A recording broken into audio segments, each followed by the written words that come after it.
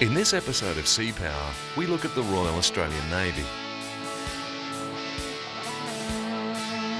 This is a small force compared to the might of the USA and some of the other major players of the military scene. However, the Australian Navy is a very highly trained and competent force. Australia's Defence Force is primarily focused on home defence and has limited offensive capability. The Australian Defence Forces train regularly with their major access countries, New Zealand, England, America, Canada, and to a lesser degree, France.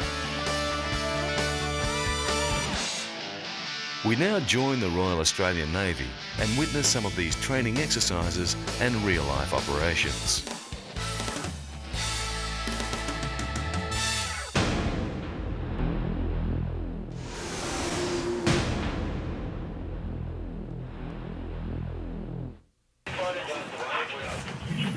Military units from access countries arrange exercises that permit the units to test new equipment, procedures, and round off the training of both the young men and women of their forces.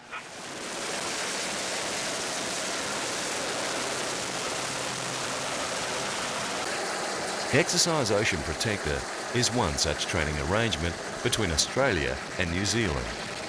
It is a combined maritime exercise that brings together naval and maritime air force units from both countries. It is one of Australia's major exercises and is held annually.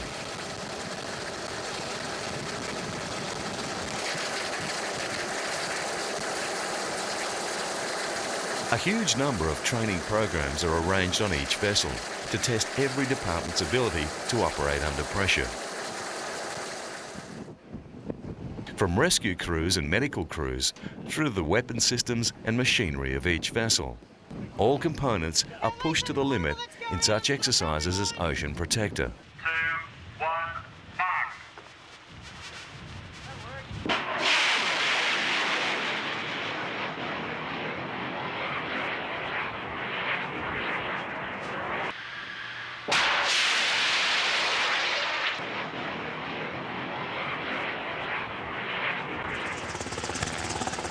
Today you will find both men and women working together on board Australian war vessels.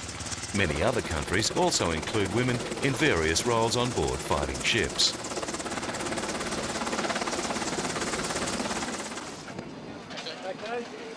Almost 2,000 personnel from Australia and New Zealand come together to let the young men and women practice and test their core warfighting skills in an exercise scenario off the Australian coast.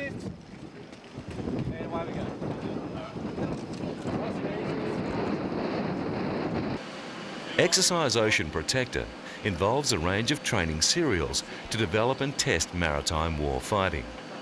Key training serials involve mariner exercises, aviation operations, general warfare and submarine operations.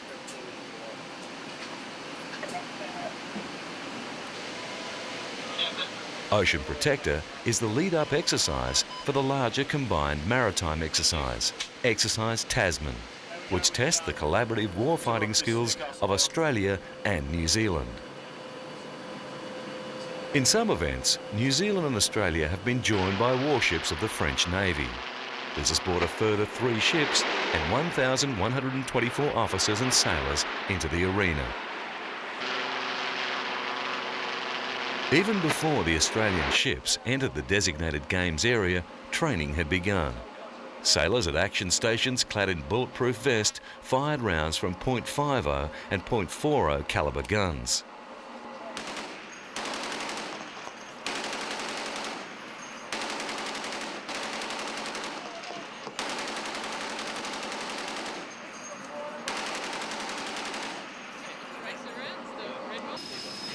The 4-inch cannons also got a workout. The firing of these guns ensured accuracy and mechanical reliability were up to scratch.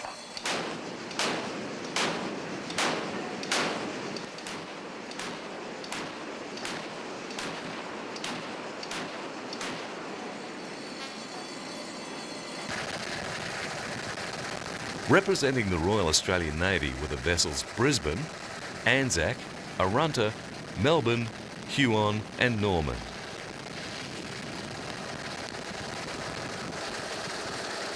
New Zealand was represented by Takaha, while the Corvette Vendémiaire represented the French interests of the South Pacific. This fleet concentration period saw the ships drill in keeping sea lanes free of mines, enemy ships and marauding aircraft. These exercises are the focal point of constant training and provide the crews with as close to real-life situations as possible.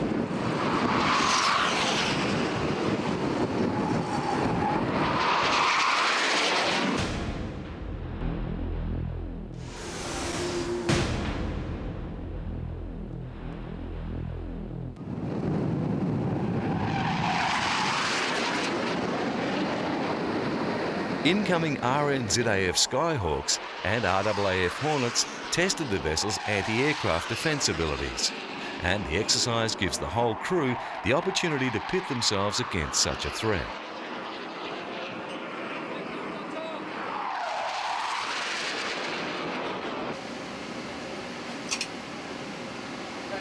In such exercises, the radar operators and weapons system specialists are put under enormous pressure, as failure during an exercise represents the loss of not only the vessels, but the loss of many of their colleagues' and friends' lives. The crew react to situations with both offensive actions and defensive actions. The Skyhawk is an aged aircraft, and production of this model ceased in 1975. However, a total of 2,960 aircraft have been built.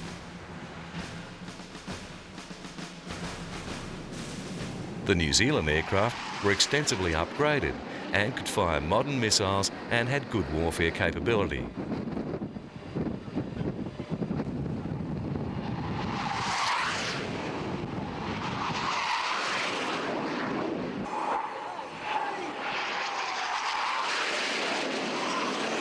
As a mark of their true worth, the Skyhawk still flies with some of the air forces of the world, nearly 50 years after first entering service.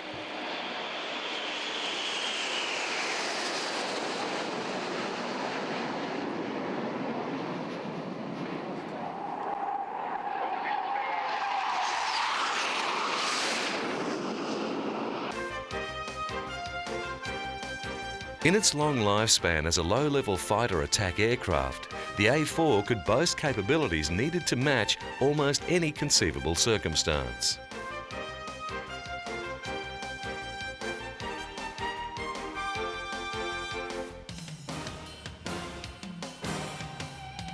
After proving itself for almost half a century, the A4 Skyhawk has more than just proven its worth. It has become one of the finest military planes ever made.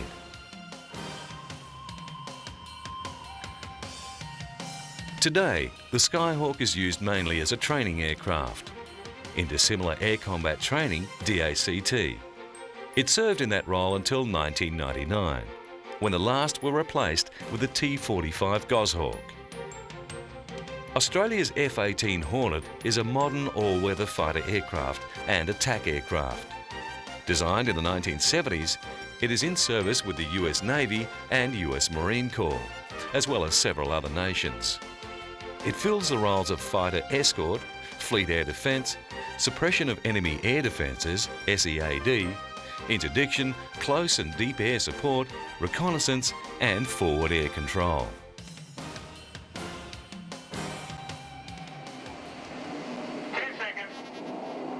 Its versatility and reliability have proven it to be a valuable asset of the Australian Defence Force.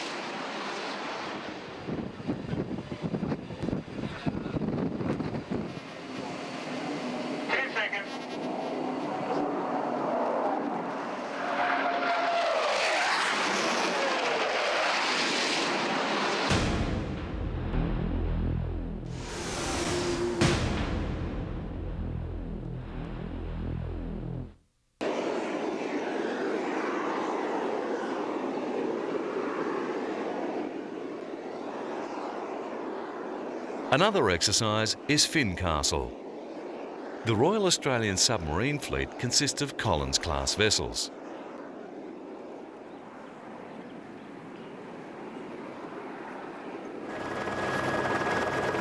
They replaced the highly successful Oberon class.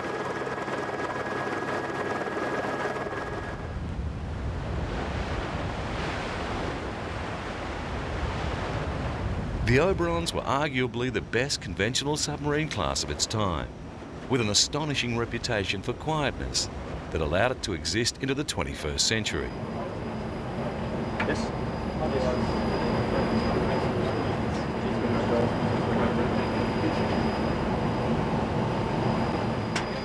The ability of the O-boats to run in total silence enabled Australian submarines to successfully attack USS Enterprise in a training exercise, despite a huge number of supporting ships protecting it. Okay, constant. Full dive in the planes, 75 feet back to 52. 75 back to 52. The Collins class is now used in exercise Fincastle, which is an exercise that hones the fighting skills and involves Australian, English and New Zealand Air Forces. Canada also often participates.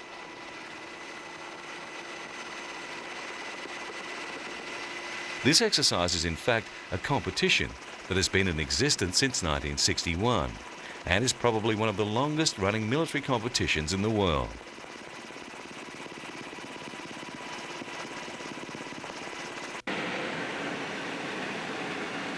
This keenly contested competition tests the participants' ability to detect, classify, track and engage a submarine. In this case, they search for an Australian Collins-class boat. Mast flooded, mast vent shut. Mast flooded, vent valve shut. The Australians use the P3 Orion and the English favour the hunting abilities of the Nimrod.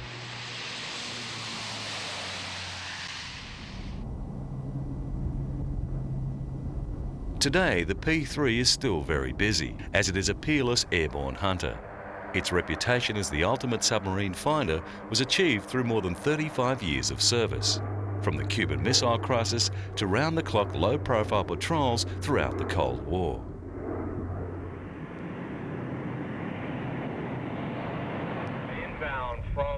It is remarkably well adapted for maritime patrol in the post-Cold War world. The P3 can be outfitted with a variety of sophisticated detection equipment.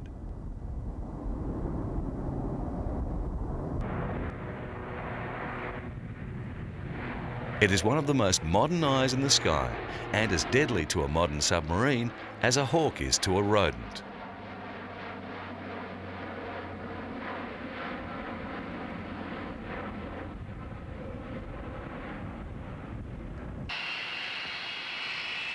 The British counterpart of the Lockheed Orion is the Nimrod, which entered service in 1969.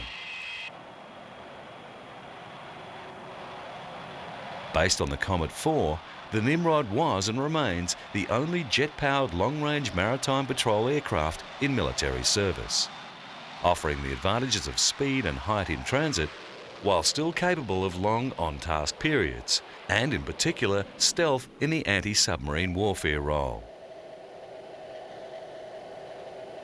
As most propeller-driven maritime patrol aircraft make a discrete resonance that is easily detectable by submerged submarines, the Nimrod, with jet engines and associated jet noise, is virtually undetectable.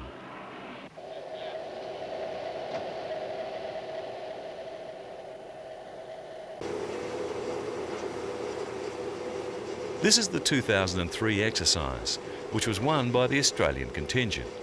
The following exercise was won by the RAF. Points are given for detecting the submarine and extra points for localisation, tracking and making a simulated attack.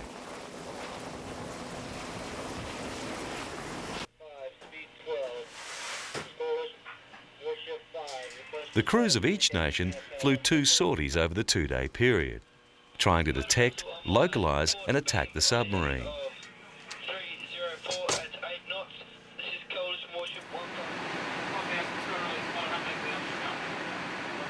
Although Fincastle is a submarine hunting competition, The value of the exercise to the submariner cannot be understated, as it gives the crew the chance to physically experience the stress of being hunted down by two of the deadliest sub-hunters in the world, the Orion and Nimrod.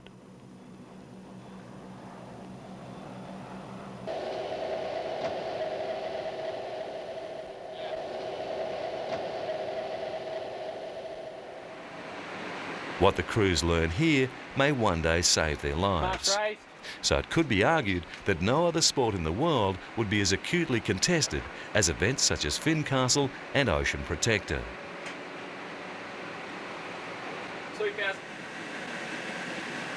It is interesting to note that Australia has won the Fincastle Trophy 13 times.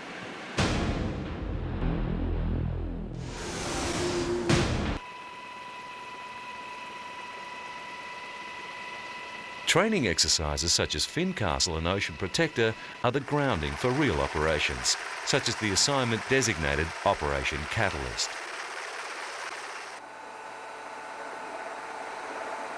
This is 2003, and the Australian Defence Force had about 800 personnel serving in the Middle East under this assignment. In the Persian Gulf, the guided missile frigate HMAS Melbourne and its 230 crew helped to protect the Al Basra offshore oil terminal, which is a vital terminal that earns more than $100 million a day for the Iraqi economy. It is of great importance to the recovering country, and the coalition forces are ensuring that this asset remains free from terrorist attack.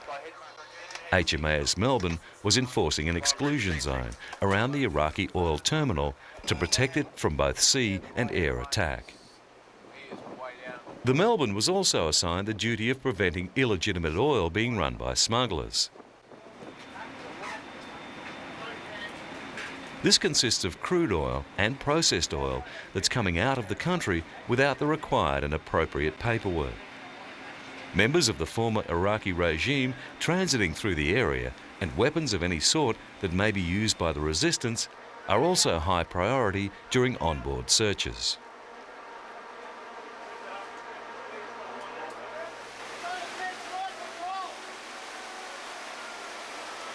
This vessel is one of the 228 operational boardings and 503 queries of a range of vessels including oil tankers, traditional dhows and passenger ferries. The crew is held under armed guard in the mess while the boarding team checks its cargo and papers. The vessel is thoroughly inspected and the senior crew are interviewed. If anything suspect is found, specialists are brought on board to determine the outcome of the investigation.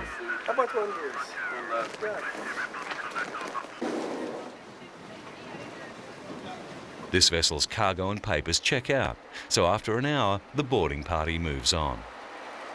While one of Melbourne's tasks is intercepting smugglers, its main priority is protecting the legitimate oil trade by ensuring the safe passage through the Gulf by legitimate vessels. HMAS Melbourne spent 90 days on station, while conducting maritime intercept operations in the North Arabian Gulf and the protection of Iraqi oil platforms. Apart from protecting the national shoreline of Australia, the Royal Australian Navy is always the first to assist victims of natural disaster. In this instance, the men and women crew of Canimbla put the vessel to use in helping the recent tsunami sufferers. More than 106,000 Indonesians died in the tsunami and the earthquake that preceded it.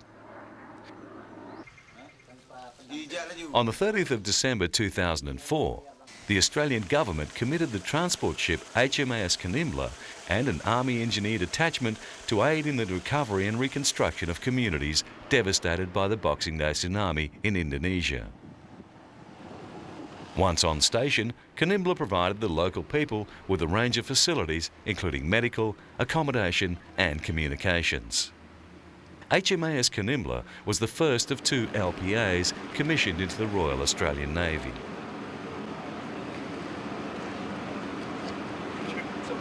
A major part of Canimbla's outfitting is a most comprehensive medical facility. Canimbla was the perfect asset to send to Indonesia in the wake of the tsunami. Lying in the serene green waters of Banda Aceh, the vessel's tank deck was crammed with trucks, bulldozers and graders.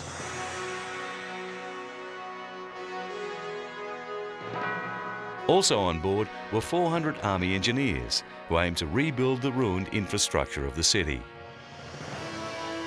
HMAS Canimbla's 2 heavy lift-seeking helicopters from 817 were also sent to aid 3 smaller Australian Army helicopters already flying relief missions to refugees.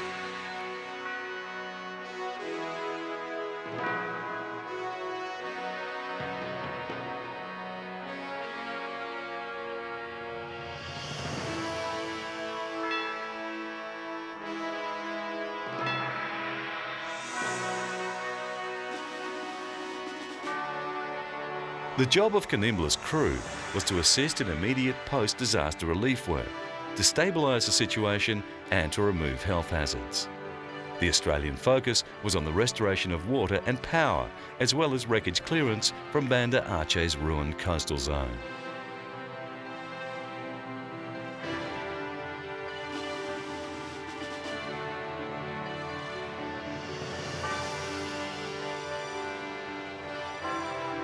This is not the first time the Armed Forces of Australia have assisted in relief missions.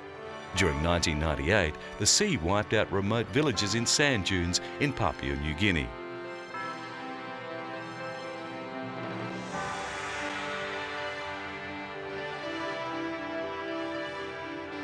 And that concludes this episode of Sea Power.